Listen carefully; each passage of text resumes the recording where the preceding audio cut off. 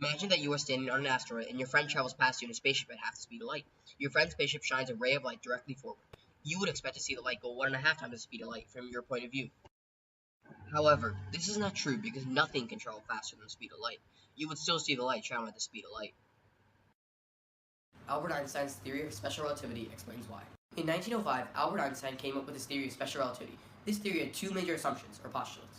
One, that the laws of physics are the same in all inertial reference frames, and two, that the speed of light in a vacuum is the same for all observers. The first postulate says that the laws of physics are the same in all inertial reference frames. But what is an inertial reference frame?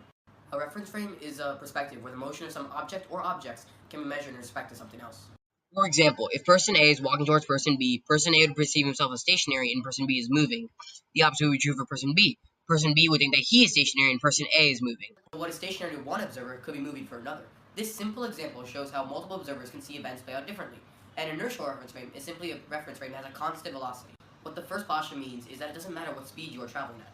The laws of physics will be the same in all inertial reference frames. In other words, there is no way to distinguish between reference frames. The second postulate said that the speed of light in a vacuum is the same for all observers. Light is absolute. That must mean that distance and time are not constant. This results in some interesting phenomena. A change in time is called time dilation, and a change in distance is called length contraction. Let's go back to the scenario that I mentioned at the beginning of the video. Shines a light inside of the spaceship at a mirror that is 5 meters away from him. He will see the light travel a total of 10 meters until it reaches his eyes. However, to you, the light would appear to travel more than 10 meters. Since the speed of light is absolute, that means that from your perspective, the light traveled for a longer time than from your friend's perspective.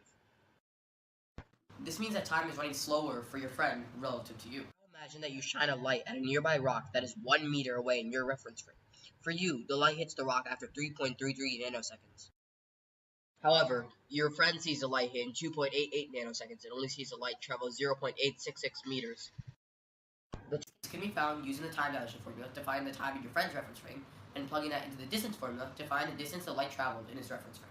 The dilation formula is time in the observer's, your reference frame, is equal to the time in the other, your friend's reference frame, multiplied by gamma.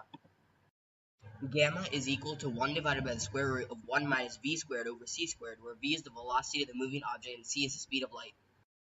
There is also a formula for length contraction. The formula for length contraction is distance in the observer's reference frame, not the object's reference frame, is equal to the distance in the object's reference frame divided by gamma.